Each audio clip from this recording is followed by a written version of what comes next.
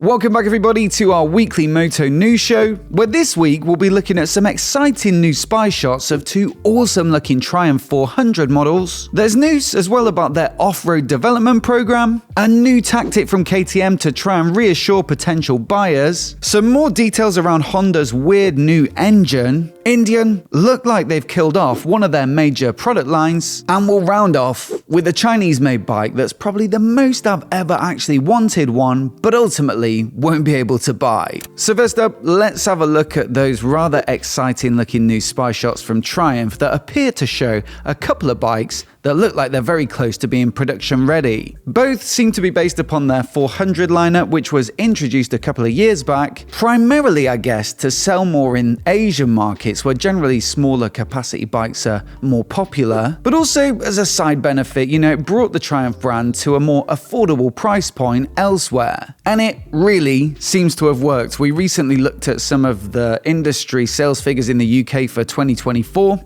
And the Speed 400 and Scrambler 400X were both up there amongst the best sellers. You see, despite being built on their behalf in India by Bajaj in order to make them available at that really aggressive price point, they've still managed to retain the level of fit and finish and design that you'd expect from a Triumph. The handling is great too, despite relatively budget components, and the single-cylinder TR Series 400 engine has plenty of depth and torque and character at the exhaust, which makes it a natural smaller sibling for the Bonneville platform. As it stands in the lineup, the Speed 400 is the sort of sporty retro naked, whereas the Scrambler 400X is a little taller in its stance. It's got a larger front wheel as well, and therefore offers something a little more versatile perhaps and more rugged. But it seems like from these pictures, Triumph have been spurred on by the initial success of those first two models, with a couple more variants that ought to follow on pretty soon. Now the first, I'd say, we've already known about this one for a little while, having seen spy shots already a couple of months back, but these new pictures are the best I've seen yet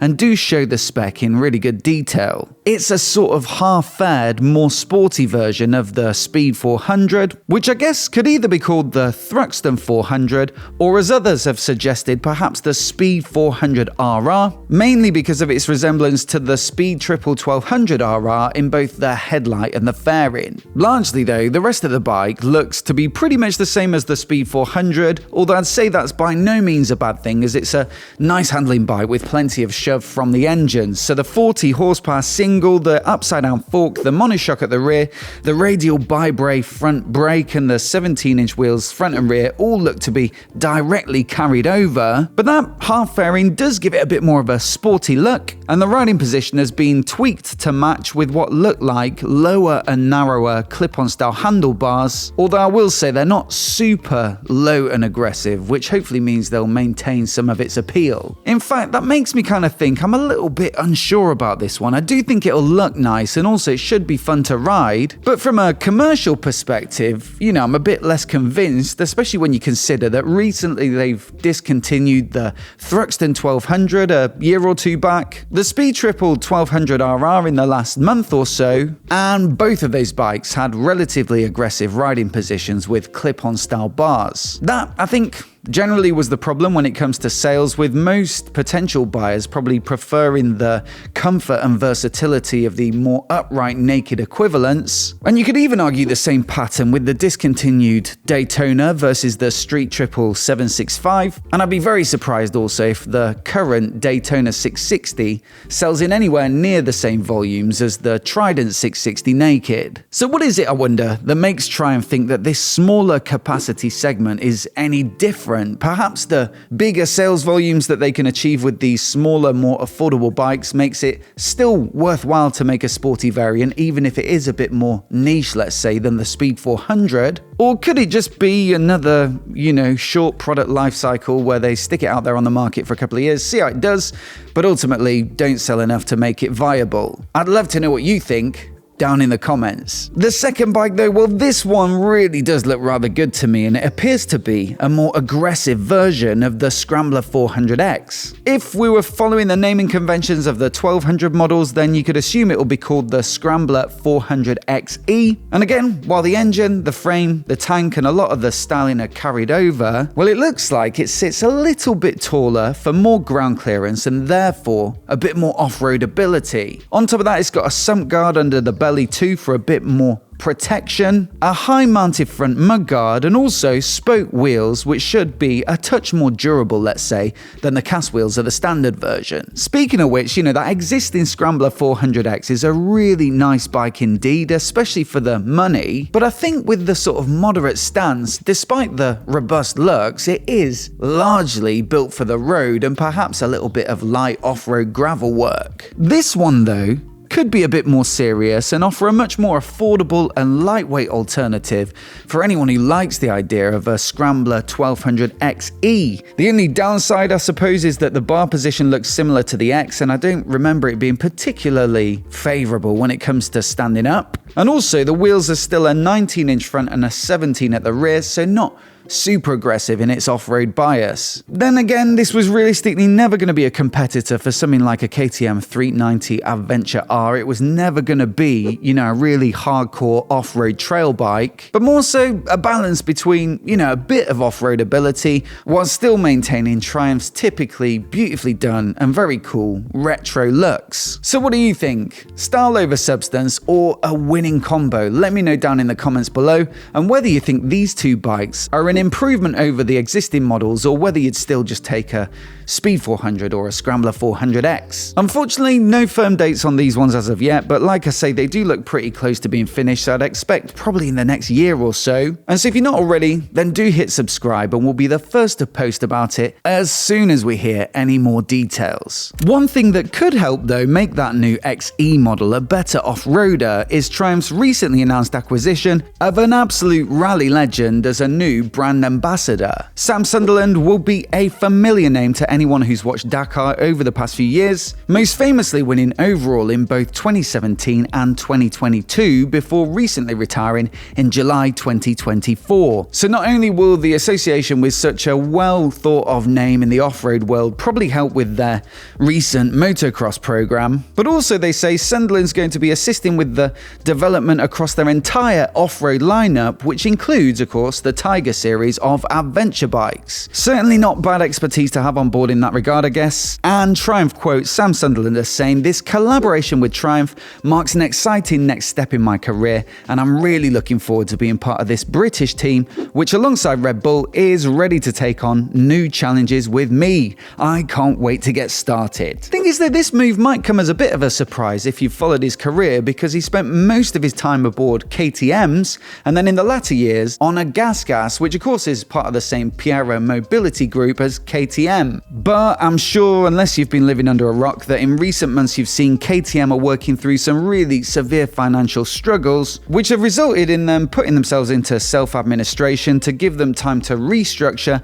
and find more money instead of just going straight out of business. Part of that review, I guess, is looking at their existing relationships with racers and ambassadors and stuff like that, such as recently dropping, a legendary name in Jeremy McWilliams after 15 years of being one of their test riders. So I guess it was never really an option for Sunderland to stick with KTM or Gas in the current climate, and it seems like Triumph have taken advantage of a great opportunity with him retiring, and personally I'm excited to see if it really does have any effect on the performance of their sort of off-road bikes and adventure bikes, as is Paul Stroud, their chief commercial officer, who said the opportunity to work with Dakar winner Sam Sunderland on a new adventure is very exciting, and we're delighted to welcome him to the Triumph family. Meanwhile, that turbulence over at KTM continues with a hearing at which the creditors are hopefully going to sign off their restructuring plans due to take place soon on the 25th of February. So again, Do hit subscribe if you've not already to see next week's news show, where we'll cover that in full detail. But in the meantime, KTM are still keen to shift some bikes with a massive backlog of stock, believed to be around the 250,000 bikes mark. A couple of weeks back, we covered the heavy discounts that they're offering in order to try and tempt buyers, despite those broader struggles probably massively affecting consumer confidence. And I guess a big part of that is long-term concerns about buying a bike and then perhaps struggling to get hold of parts or servicing if KTM does eventually go under. All within the context, I should add as well, of KTM hardly having an A1 reputation when it comes to reliability recently. So look, KTM are no doubt well aware of that being potentially a blocker to purchase. And so to offer a little bit of reassurance, they've just announced this week a new premium manufacturer's warranty program. It's completely free of charge, they say, and it started from the 3rd of February this year, covering all their street bikes that currently use the LC8 V-twin and the LC8C parallel twin, dating back to the 2023 model year, so definitely trying to clear through that backlog of bikes. Of course, when you purchase the bike only from an official KTM dealer. So that means you could be covered on the 790 Dukes and 790 Adventures, the 890, so Dukes, SMT, Adventures, the 990 Dukes, the 1290s as well, so you've got Super Adventures and stuff like that, and also the new 1390 Super Duke R. I don't believe the new 1390 Super Duke GT or Super Adventures are available yet, but maybe they'll be covered as well as they move on to those in the next few months. Naturally, you'll have to follow the service schedule in order to keep your warranty valid, and they also say it's got to be serviced by one of their authorized dealers. But if you do, you'll now get a whopping 4 years of warranty, which is double the standard too. Specifically, this really does sound like an attempt to make up for the camshaft issues which cropped up on their parallel twins last year, and also the subsequent PR mishandling perhaps, which has definitely dented their reputation and maybe been a factor in building up that big backlog of bikes. And what's also interesting is that this premium warranty is associated with the bike but not the owner. So if you did buy one and then sold it on within that 4-year period, it would actually pass on to the new owner as long as they continue following that servicing schedule. So, you know, a little bit of reassurance perhaps as well about resale values. Good, they're really trying to make it tempting to buy a new KTM at the moment, you know, £2,000 or £3,000 off some models and now a 4-year warranty. But I think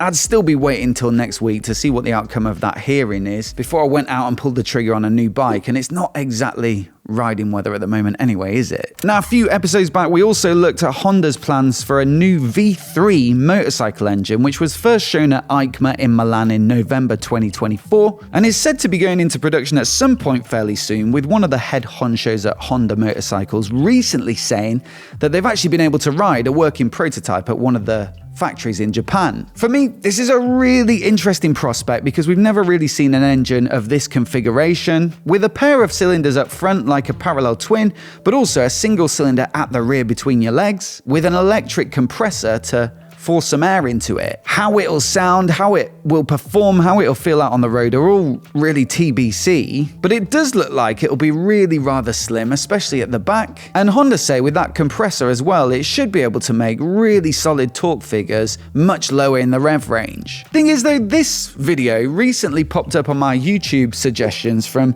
Honda Motorcycles Greece, which is quite a common thing actually for regional divisions of big bike manufacturers to sort of manage their individual social media accounts. They've been uploading a whole bunch of different videos for new 2025 bikes, which I've seen elsewhere on other Honda channels. But this one about the V3 development, well, I haven't actually seen this one before. Two interesting things have come out of it, apart from, you know, all the shots of the development team working on it, with one being a little half-second of engine sound that's been spliced into the middle of the video.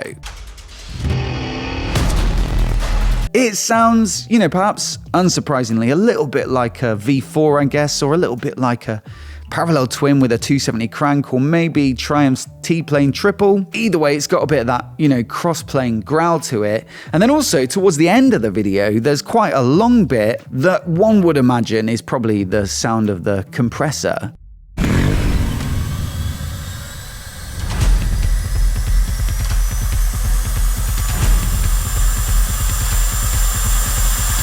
Honestly, that sounds like my old laptop when I had too many windows open, but I do think, paired with the engine sound, it could give it a real distinctive edge and some unique character that'll help it to stand out from the crowd. I'm thinking a little bit of the chirping, for example, from Kawasaki's supercharged H2s. Then, another development that came along that suggests it's coming to a bike near you soon is this report in Cycle World that Honda have actually trademarked recently the name V3R. Now, R is the suffix that they've given in the past to some of their naked bikes like the CB1000R or CB650R, and so it could be the case that the first model to use this engine might be like a big V3 powered sporty naked. Cycle World then go on to point out that the fork and the swing arm on the V3 concept bike from EICMA are actually the same as the CB1000R, and I even went to the effort of laying them over each other in Photoshop. I had to put the CB1000R on the Wonka bit to compensate for the paddock stand on the concept bike,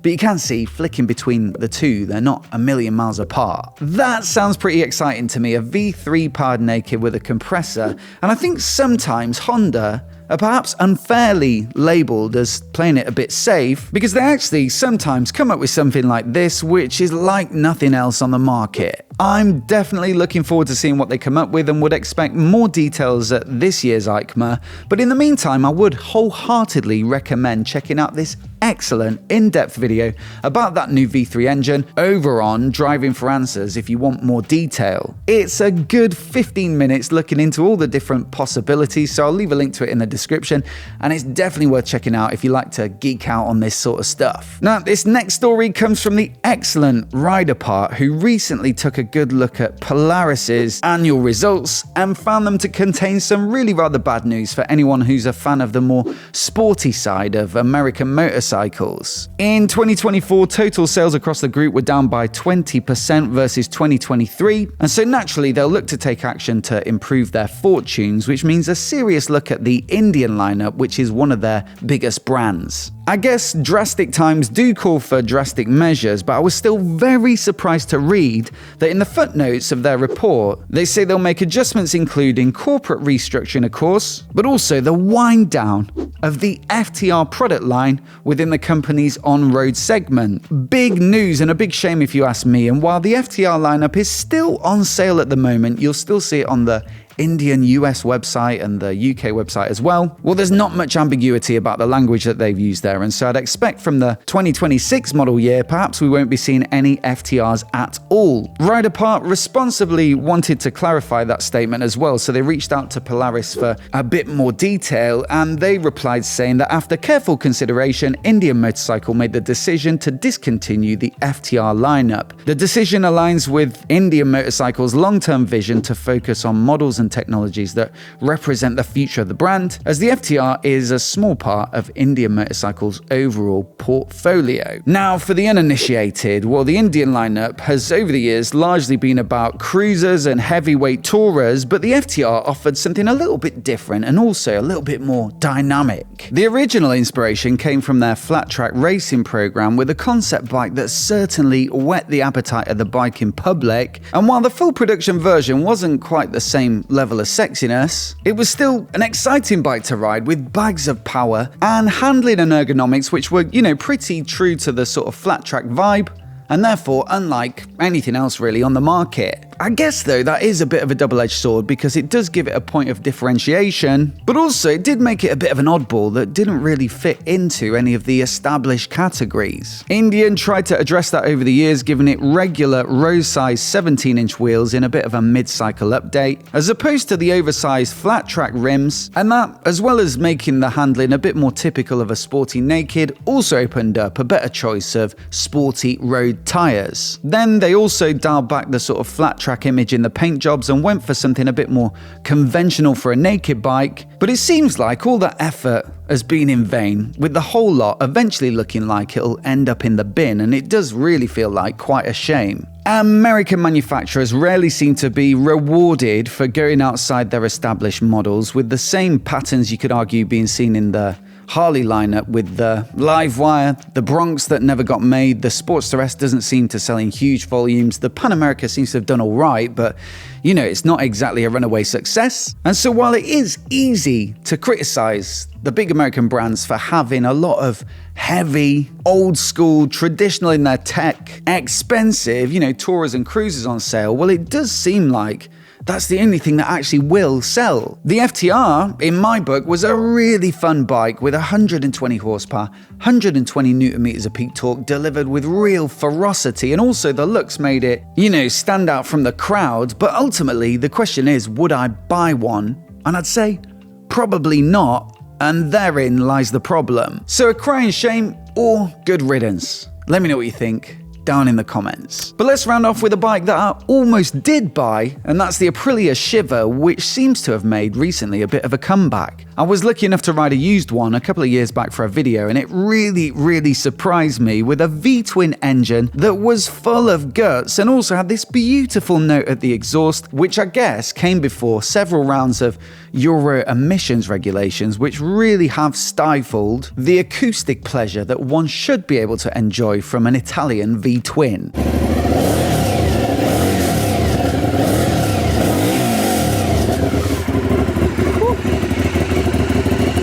So potent was the sound and soul of that particular bike that I was sorely tempted to buy it. And thankfully, I managed to resist, you know, picking up another bike that I wouldn't get a chance to ride with all the press bikes that I've got to get miles on in order to, you know, make reviews. But still, I was delighted to see recently some news that this one is actually back in production, in some fashion anyway, because it's being built in China on Aprilia's behalf in partnership with Zhongsheng, or Zhongsheng, who used to be called Zhongshan. Either way, technically it looks pretty much the same as the 2020 version, which was the last iteration to be sold in Western markets, although they have tweaked the bodywork and the paint a little bit in order to bring it up to date. For me, there's a lot to like here. The steel trellis frame, the offset shock, the underseat exhaust all look fantastic. And while 94 horsepower isn't a huge amount of power, certainly by today's standards, well, I found it was enough on the road. And also, like I've said,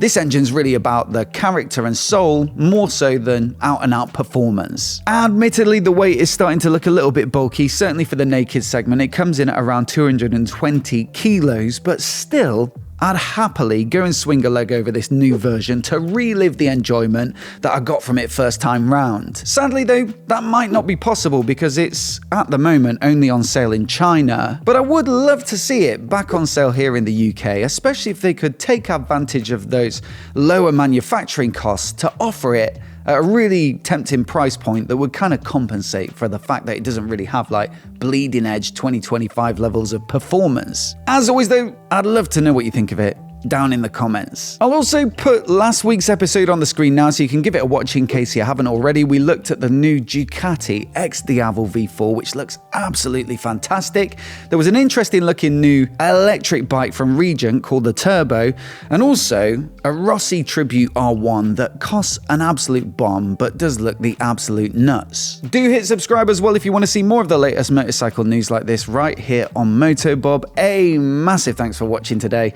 and we'll see you in the next video.